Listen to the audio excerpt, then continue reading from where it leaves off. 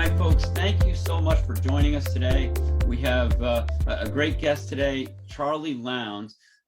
He's our FM influencer of the day. He's an assistant coach for John Carroll University and the head coach for the Cleveland Elite Aquatics, formerly known as the University Swim Club, located in Cleveland, Ohio. So we are so fortunate to have him here with us today. Charlie, thank you so much for being with us. Oh, thanks for inviting me, John. It's great to see you again. I know that we've known each other since our days in high school, and I think we spent. You were a freshman, I think, when I was a senior in Hebron Academy up in Maine, which I just had an incredible, exciting opportunity up there to swim with them, and to go to that school was phenomenal. I don't know about how you felt about it, but I thought it was wonderful. Still it's my happy place. I love going back. Yeah, they're really wonderful there. So so I actually went to three different high schools. I finally got a home in Hebron Academy and really enjoyed it. Today we're going to find out more about Charlie and what he does for swimmers, but he's been on pretty much every level in every different aspect of swimming. Charlie, I don't know how you've covered that much ground and made such an impact in so many places and so many lives. But I'd love to find out a little bit so we're going to find out about Charlie and then all that he does, or as much as we can in the few minutes that we have here. So tell us a little bit, if you can, Charlie, about how you got started into swimming. Well, as is true with many pure swimmers, I'm just useless on dry land. I would sprain my ankles trying to play soccer, and my hand-eye coordination was not nearly enough to handle baseball or any of the ball sports. And so I started young. I think I was 3 years old and doing Saturday races, the width of the pool in the summer league, and then joined the Y when I was 5. And by the time I was 7, doing doubles, swimming for then AAU in the morning and swimming for the Y at night. And it's just as is the case with all of us that are just swimmers. That's where we felt good. Where were you? Where did you grow up? So born in Boston, started swimming in outside of one of the suburbs of Boston, swimming for clubs down there in the YMCA in Needham, Massachusetts, until Hebron. So when people ask me, I say I was born in Boston, grew up in Maine. There we go. I love that. So, and then, so tell us where, I mean, because we're saying all these different things that you've done. Where did your swimming journey lead you? So, do what you do best. Swimming and sort of relating to athletes is always what I've done best. So, looking at colleges, I was injured in high school and told right before I left for college that I would never swim again, which sort of ruled out the Division I route, which I probably wasn't cut out for, even though I was a state champ in Maine. A state champ in Maine doesn't necessarily make the state meet in most other states. So I ended up going. I think you're undercutting yourself a little bit there. You were very good. So I ended up going to Denison, which a great swimming, Division III, because I wanted to swim. It wasn't necessarily, and it's probably a bad thing to say, but it wasn't about the education as much as 4 more years of swimming because I wanted to coach. It's funny. We were both so attracted to the swimming world, and since we were kind of on the opposite ends of each other, right, senior and freshman, I have to say that you were always. I never forget. You always had a giant smile on your face, and I would have liked to spend more time with you. You're just a great person. So I didn't get to spend enough time with you. But so tell us a little bit about who your sources of inspiration in the swimming world were as you were growing up. Well, for sure, our mutual coach, Jim Keogh, who was just a quality human being, a great guy. I didn't know enough then as a freshman in high school to necessarily appreciate his swimming acumen, but he was such a good guy. He was. He connected so well, right? Yes, exactly. and made you love swimming whether you were good at it or not. The man who took over for Jim after he left was Bill Wallace, who was just one of those another one, like Jim, a special guy who could get athletes to, if there's a brick wall, go through it. If there's two of them, you go through both, and we would do it. I love it. Right? Just not because it was the right thing to do, it's because he asked us to. Right. And his ability, he knew swimming, but his ability to connect with athletes and the influence he had on my life was compelling. It's something that I wanted to emulate. Well, you've certainly done that in a huge amount. So what are some of the challenges that you've had to overcome through your swimming career to get where you are?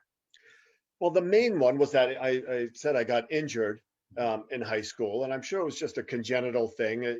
Swimmers are loose to begin with, and I was super loose, and it just either you get great or you get injured. I didn't want to quit swimming, and I was told I'd never swim again. So you can't tell an 18-year-old kid he can't do something. So I did it anyway. And as I told you before, it was 1,000 yards a day. My freshman year in college was 500 yards a day. That was it. And it was the most successful year of my swimming career. And that's all your body could handle during that time. I broke all the barriers because I was forced to change my mindset. It wasn't about how much I was doing. My ability was not swimming ability. I wasn't one of those gifted athletes. My ability was working hard. And so that was taken away from me. If I needed to do, somebody was doing 20,000 yards a day, I'd do 25, and I couldn't do that anymore. So I found ways around it, and it worked. And it made me, by the end of my freshman year, I knew this is exactly what I need to coach, and I need to take healthy kids and keep them healthy and see, here's how you can go faster. And it's not a question of you did 15,000 yards a day last year. Now you have to do 20. And then if you want to go faster, you have to do more, because there's a limit there. There are no limits if you train differently. Right. So you had limited opportunity to train, and then from there you were able to make a huge amount out of what was available. Correct. I still worked hard. I considered myself the hardest working athlete in America. I just couldn't do the yardage. So as we talked about before, my job as a coach is to give kids that look in their eye behind the blocks. And how I did that was not through yardage, but I did work hard. If every meet, if my arms gave out on me, if my legs gave out on me, that's what I focused on the next week. And I would do crazy dry land stuff to mitigate all of my weaknesses, and things that I could do, I just couldn't swim. I had so many rotations per day, and that was it. Wow. You made every rotation count. Exactly. So through all this, and you stayed in swimming for a long time. I'm guessing you started when you were a young kid. Yep. What does swimming mean to you? So to me, it was my, and for you too, for so many years, and even today, right? It's our social network. Our friends are all swimmers and coaches. Right. I don't have a ton of friends my own age, but I have lots of alumni and people that stay in touch, so it's a social construct. And when you've been in it for a while, there's no place in the country you can't go and not run into somebody that you know. But it's also been sort of a professional beacon. It never gets boring. It never gets old. I look forward to every day. I look forward to every season because it's different every time. And at the end of every season, I write an epilogue, and this is what I did great, and this is what I want to do better, and this is the things I want to change. It just never gets old. So, Charlie, if I'm right, you're also in the Hall of Fame, if I'm right too. Is that correct? At Denison and Hebron, actually, yeah. That's right, in both. Yeah. Wow. You got a lot of friends and you did a great job. Wow, that's Well, fantastic. and I think part of that, I mean, at this point, my best times wouldn't put me on the travel squad at Denison. Mhm. Um, but I think part of that was the fact what I did accomplish, I did on 1,000 yards a day. Amazing, amazing. I'm thinking you already answered this question, but let's ask it anyway. What's more important, passion or performance? Oh, passion, passion. Swimming above and beyond other sports, as far as I know. Um, if you don't love it, it's miserable. Right, right. It's a lot of yards with, right? It's a lot of tedium. Mhm. And it's a lot of, even if it's not the old school tedious training, it's still an enormous commitment. You can't do it part time. Tell me about John Carroll. So we're going to talk about coaching now. Tell me about John Carroll University and why you selected to go there and help the swimmers there. uh, Initially it was to help a friend. Mhm. He was coaching and he needed help. It was just a part-time gig, and I was coaching 6 high schools and club team. But I went to help him because it's near home, and I fell in love with the school, and I fell in love with the kids, as we all do with every team we ever coach. But I've been there. I started back in '99, um, and it's one of those places that attracts a certain type of kid. They're just really, really, really quality kids there. And now the swimming is incredibly quality as well. Mhm. I think we had 13 national cuts at Wow. our meet last weekend, and the they're nice kids, they're fast kids, and they attract more nice fast kids. It's a great place to be. And you're up in Cleveland, is that right? Correct. Yeah. Got it. What brought you to Cleveland? I actually coached down in Akron, Ohio for a while. What brought you Did to you? Cleveland? Yes, I did. Well, this is an interesting story. So after college, I was Peace Corps. Mhm. So I was overseas for a couple of years. And when I came back, my then girlfriend, who's now my wife, was working at the Mercersburg Academy. Pete, Okay. Will, Pete Williams was still there. And she set me up staying at the school farm, and I was coaching a team and managing a country club. And at the end of summer, she was done. I was done. And she said, well, let's move to DC. We know a lot of people. And I said, no, let's go down to Knoxville. I'll work with JT and get my graduate degree and be the GA. She said, not going to Knoxville. So, honest to God, threw a dart at a map, and, and it hit Cincinnati. So we packed up a U-Haul. We moved to Cincinnati. We didn't know anybody, didn't have a place to stay, but we found an apartment. All I knew was the Marlins. Wow. So I found their pool, and I sat in the stands and introduced myself to every kid, parent, and coach who walked through the door. And finally, I don't know if you know Pat Lunsford, Okay. a great official. Right. He took me under his wing, and he said, you need to call this guy and he'll give you a job. And I ended up coaching at Turpin High School, and I started a club, and then my wife got a job in Cleveland. And so we moved up here in '95. You are so funny, Charlie. Oh my gosh, I love it. Yeah. So you did some really great things with your life. You seem like you wanted to give back in a lot of ways. Yes. Really nice. What do you think when you're building your teams, because you've had such success with them? What do you think are the key factors in building a successful team? Just a few things that if a coach was coming along today and you're saying, here's some really important things to concentrate on, what would they be? It's love of the sport. Mhm. So recruiting college kids, or even on the club team, I remember I had an extraordinarily gifted kid. He was 11 years old, uh, and his father got in fights with other coaches on other teams, and he got kicked off a team. Um, and they called me and they said, we kicked this kid off. His dad's a nightmare. Don't let him in. Mm. And I saw them walking down the hallway, and I went out and I met them and said, you're absolutely welcome here.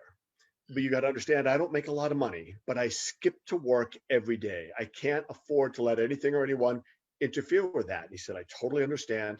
And the dad and the kid were just star athlete parent combination. They were great the whole way through, enormously successful, because it's about loving the sport, right?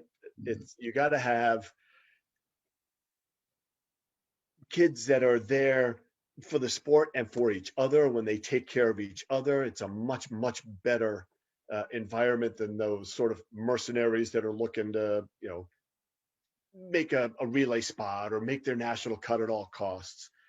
Those things take care of themselves. So you're supporting each other and being a great team member is more important than who you are if you're just the fastest swimmer on the team. I think so. I agree. I couldn't agree more. I think we used to describe it as talented dime a dozen. You get lots of talented swimmers. The question is, you have swimmers that can contribute to the team, can be an incredible member of a team. And as you do that, you develop really great work ethic, you do right character, things like this, and it makes all the difference. Yep. Dynamic in practice is what makes the difference. So how do you keep yourself, your team, and everybody motivated? Because everybody around you seems to be excited about life, and it's got to be coming from somewhere. Well, I'm always excited, and it's actually, sometimes it works and sometimes it doesn't. You know how they say great athletes don't always make great coaches? Mm-hmm. And obviously the reason is something that comes naturally to you. How do you explain to somebody else how to do it? I was not a natural athlete, but I'm motivated 24 hours a day. And so that comes naturally to me. And so it's all I can do is lead by example. I show up excited every single day. I love morning practices. I love staying late at night for the lifting sessions. I can say this, I can be a testament to that, because the 1 year that we spent together, mm-hmm. I felt that you were so fun to be around. You really oozed of that all the time. And it's so right. It's attractive to everyone. It just pulls them closer. You're a real leader, and in such a positive way. And you were, even to, the seniors on the team, you as a freshman came in, you could just feel your presence. It was so wonderful. Thank you. I will say my college coach, I would find kids following me around. I'm like, what are you doing? And they said, Coach said we had to stay within 10 feet of you today because we have a bad attitude. It just rubs right off. They just had to follow me around. Yeah. That's true. That's true. We'll talk about this in just a moment. But in our MindWorks program that we have, we'll dig farther into that. One of the things it deals with is the sharing of energy and emotional energy. And that one of the things that we can definitely pinpoint and connect to you is you share so much positive energy that the people around you, it's hard for them not to, it's hard for them not to be penetrated by it. And so people are happier, they're more excited, they get more done, and they're more willing when they're in that. I can't imagine anyone that wouldn't want to have their kid with you on their team. Thank you. Yeah. So, what's the most important role you see that a swim coach plays on a team? Because you've seen lots of coaches, you've been a coach in lots of different levels. What do you see? What's the most important role you see them playing? That's such a great question, and there's so many different answers to that. And it doesn't have to be just the top one, but what's one of them, do you think? Well, as I say, leading by example. Mm-hmm. You have to walk the walk, essentially. You lose. It's a little bit like people that don't participate in a process, but then complain about the process. You give up that right. So if I'm going to try and motivate kids to work really hard on the bad days, and I tell them all the time, everybody works hard when they feel great. It's the bad days that make a difference. I have to do the same thing. So I have to show up if I'm hadn't slept or I've been stressing out about something. You have to show up and do your job on the bad days. So leading by example, and swimming is life, right? It turns into what you do now. You have long days, but you remember those long sets and those long practices and those long days in December and January, and the skills that you learn to get through those get you through life. So that's really important. So what you say is what you have to live. Is that right? Yes. And it almost sets goals for you as a person when you pass them on to others. Right. Because you have to stay connected and lead by example, as you're mentioning. Yep. I couldn't agree more. What about as a swimmer, an individual swimmer? What's the most important role as a coach that you really want a swimmer to become a great part of your team? What do you want from them? So my advice when we get to it like a championship meet, I tell them it's no longer about you. This is about us. Pay attention. I make any of the kids on my team, high school or college, when the divers are up, phones down, everybody sits around and they read the dive, degree of difficulty, everybody claps once. A, the divers love it, but B, it makes them pay attention. And I tell them all, we pay attention to the divers. They will pay attention to you. You pay attention. So it takes the nervous energy off of them. But I would say the ability to pay attention to others and not just yourself, because you and I don't make talent. Right. That's right. We can recognize it. We can point it in the right direction, but we don't make it. And in my opinion, pointing it in the right direction is making sure that they are paying attention to others and that they are also leading by example. So you like them to be engaged with what's going on and be a part of that process for everybody to share the team. So when we look at identifying talent and that type of thing, what about the swimmer that is when you can't recognize the talent? Maybe somebody else could, but we can't for some reason. We don't wrap our right, and that happens. And they could be really successful, somewhere, but we just can't see it for some reason. But maybe somebody that's not talented even. How important are they to the team? Well, it's not even most of the time that some of the most important people on the team are not the most talented kids on the team. The glue of the team comes from the kids with the most passion. The kids that pay attention to everybody because it may be easier for them at a younger age because they're not drawing all the athletic attention. It's easier for them to pay attention to others. And so they get trained that way. But it's those kids that show their passion and pay attention to others are what set the dynamic in practice, whether they're leading the lane or not. We always say there's a difference between the leader of the lane and the first person in the lane. Yes. Right. Yes. The first person just goes first, but the leader of the lane, you are a real leader in high school as a freshman coming in, because one of the things that it takes is to be ability to connect and have people connect with you. And even if you weren't the first person at that point in right, you were there helping everybody. It's like, you can do it. Well, oh my gosh, you can go. Right. So those types of things are so important to the right, because social activity, although it's individual in many ways, it's also very social. And right. And so when you're connecting that way and you're sharing that energy that you gave to others is now playing a part in their athletic performance. So if you're not necessarily, the fastest swimmer on the team, that doesn't mean that you're not one of the most valuable, if not the most valuable person on the team. Right. It's not about speed. It's wonderful if we race fast, but there's so much more. You don't want to miss that.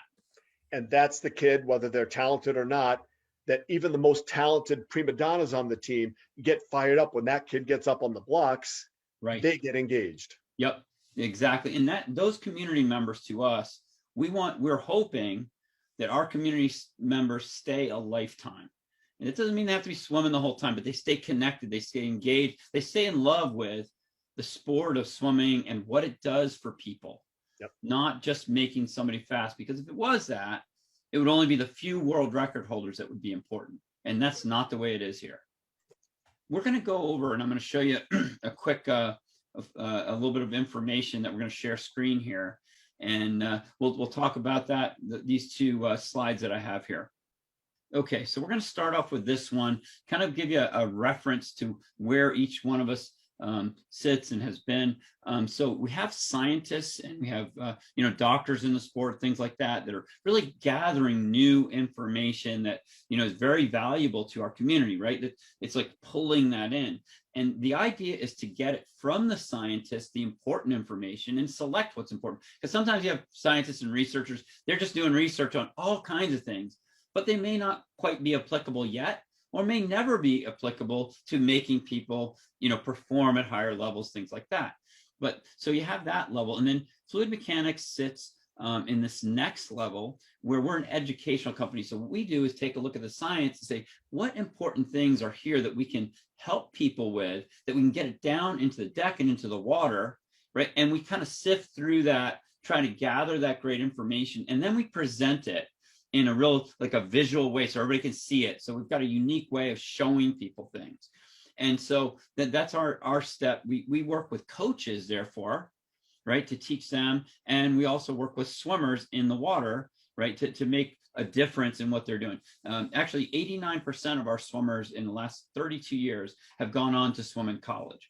And there's no teams anywhere in the world that 15% is the best team we've ever found, because we're not a team, right? We're a company, and we're able to do things a little differently, but we're able to help them understand those things and then get them back to their teams where they do work with their coaches, and also help the coaches so that they all connect really well. Now, the next step is, I think, one of the most significant things that happens altogether. And all these are important, but that's the coach on the deck. And when the coach is on the deck, choosing what to deliver, how to deliver it, and how to get it to be used, right? Instead of having to go out and try to pick all the information, I wonder what right, here's some information, here it is. Okay, let me see, I'm going to take this, boom. So we try to get rid of a lot of the stuff that's more static and really make it just for the X factors. And then the coaches pick the X factors, apply it, and they also, get it into the water. So from the deck to the water, this is where the rubber meets the road, right? And you've been on both sides of that in many different locations you've been on, from coaching high school, USA, YMCA too. Is that right? Or I didn't coach Y though. You swam YMCA, got it on the other side, got it. And then in college, right? You also performed in college, you performed in high school, YMCA, as well as USA, right? Or AAU. Wow. So you've been all over that. And so you've made a big impact here. So looking at that, because you're in such a really important spot where you're helping those kids all day long, if I'm right, every day pretty much, yeah. Right? Let's go down here and find out what you think. So these are what's called the cornerstones of athletic performance. And there's 5 cornerstones, and then what we call a center stone in the middle. The first one is the green one on the upper left. And that's called fuel, sleep, hydration, nutrition, and oxygen. Those are the consumables through the body. Mm-hmm. They go down and they get delivered through the energy systems, the yellow girl.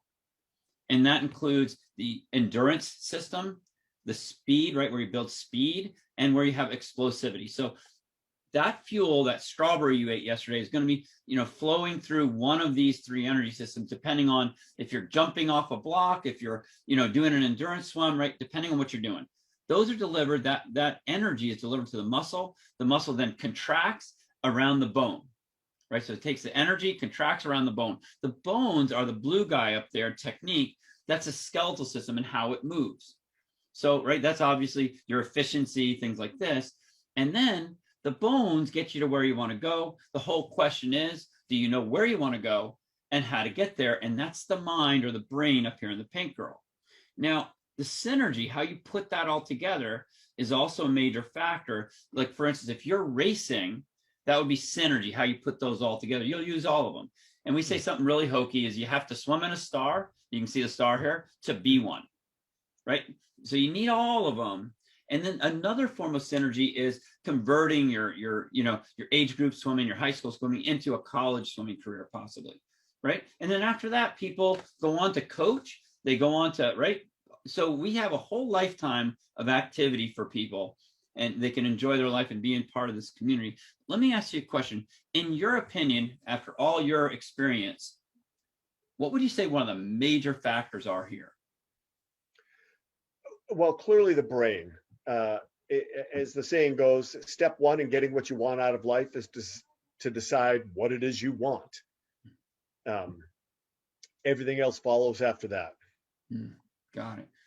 And so when we look at the brain and you look back in your swimming career, for instance, what were the programs, because you became a very successful swimmer, what were the programs that were offered in the brain? Was there like a system or something like that they did, or was it more the coaches just kind of helping in their natural ability to do that? What was it? So it was coaching personalities, more than sort of coaching technique. You and I shared a coach, and we both loved the man and would do things beyond our ability for him. That's a great ability for a coach to have. So it wasn't really a process that was set in there. It was more their ability to naturally kind of, be the artist there. Is that right? Right. It's the way I explain to kids is coaching is a game of Pictionary. All coaches want the same answer. We just draw a different picture to get there. And good coaches can draw a dozen different ways to get you to understand. Right, because everyone has their own learning style and their own ability to connect and things like this. Exactly. And so what we've done is we've developed a program called MindWorks that actually does that and does it as a systematic process, helping so for instance, there's three main aspects that we cover. Number one is after we put the framework together, we then look at what's called the focus. If we could have your swimmers and help your swimmers to focus better, what would that be worth to them? And once they picked it up for swimming and they could now focus on the things they wanted, what would they learn for life? Right. And then the next one is harnessing emotion.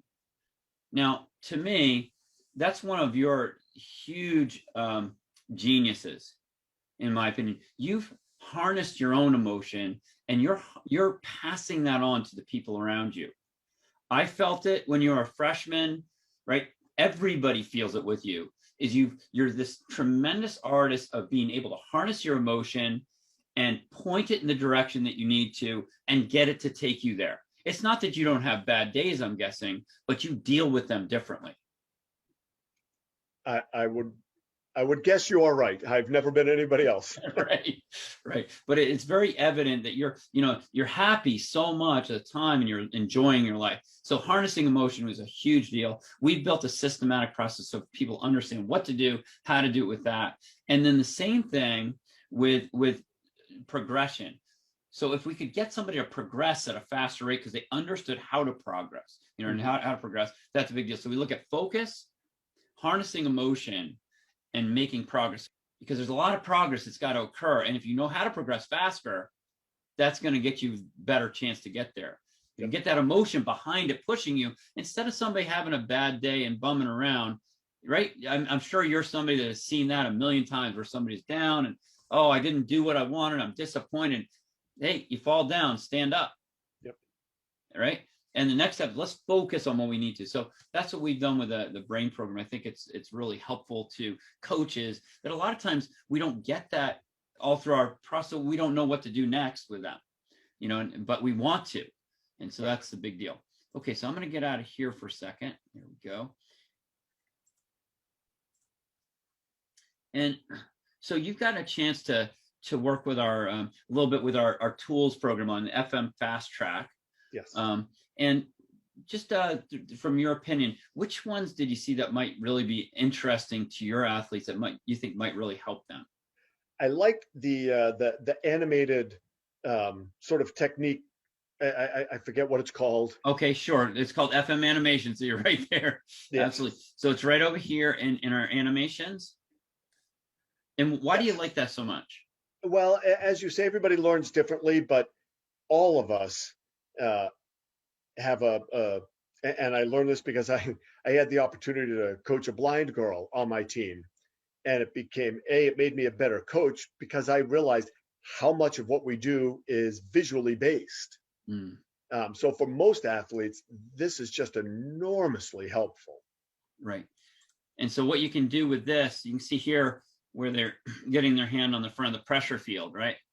And so we've been able to animate things that you normally wouldn't be able to see, but these pressure fields are in here, and you can see him trying to get on the front of the pressure field. This is what he's going to push back on and off of. Now, if coaches have this tool, you can imagine how much better they can teach, visually for their swimmers, because they got this tool. You don't have to just describe it in words. Say, look at this. See where the hand is right now, right? Mm-hmm. And you can see what's underneath you, keeping you right, going right up and supporting you. And so the next thing you can do with this, which is really interesting to me, Charlie, is you can take a snapshot of this, because you can have it right on the deck with your phone or your iPad or something, and you can snapshot and you can send it to the swimmer, say, this is what you want to work on. Mm-hmm. Right. So that's a reminder. And then also I like to send it to the parents so they can see that this is what we're working on with your child. And then it also has like all different angles and things like that. So it's kind of a neat tool. Yeah, no, I really like that. That spoke to me right off the bat. Yeah, I really like that one too. And the next one that I'm going to show here real quick is one that you're going to be part of, is what's called the Discovery Center. And in the Discovery Center, they're actually able to go in there, and it's in the presentation section again, and they're able to go in there and they can look up, just put an interview. And if you want to see this interview again or something like that, you can just type in Charlie. And he'll come right up. I can do that with Rowdy, for instance, Rowdy Gaines or whoever, and you can just pull them right up. But there's, I think, 300 or 400, and it keeps growing, of these presentations. And you can also ask questions, rate it, and put notes in for yourself. So it's a really kind of a unique program. It's a Wikipedia of swimming. So let me just ask you one last question, because I could talk to you all day here. I love talking with you, Charlie. But what message do you have for our younger community members traveling along their swimming pathway today? So for athletes, I would say pay attention. Just pay attention to others. And that makes them pay attention to you. And when people look at you differently, it will change your behavior. So if you're paying attention to people, they will pay attention to you when you stand up a little bit straighter. And for coaches, I would say take your time. I remember going to clinics back in the day, in the high school clinic, and we had this was many years ago, but the opportunity that we had John Urbanchek and Jim Richardson came down to talk to the high school coaches, and everybody's frantically writing down these T30 sets that they do, and I'm going to go back and do this with my high school team. I said, it's not going to turn your high school team into Michigan. Right. You pay attention and learn from the great ones, but you got to form your own path. You can't skip steps. Everybody has a puzzle. They have to put their own pieces in it, right? Exactly. Take your time and do it right, and form those. Pay attention as a coach as well. Pay attention to others. They will pay attention to you, and you will stand up a little straighter. Wow. So the engagement is so important. And one of the things that we talk about in that MindWorks program is the difference between engaging and disengaging. And so when you engage, right, you connect with that person, you're grasping the information. When you disengage, you were originally engaging and now you stop engaging, right? And then there's also what's called dismissal. And you see that a lot where, somebody just literally just blocks it out from the first. They never engage to start with, and they block it out and kind of, right? They're kind of like a ninja out there getting rid of information prior to. And so the engagement in when somebody that's valuable and you think they're sending valuable information, it's important to engage. And if you can, stay engaged. Interesting. Well, Charlie, thank you again so much for joining us. And I hope you'll, send in more information that we can put in, and because your information is so valuable to the swimming community. We'd love to have you contribute. Thank you, John. Thank you for this opportunity. It was great catching up. Same here. Thanks, Charlie. I'll talk to you soon. Yep.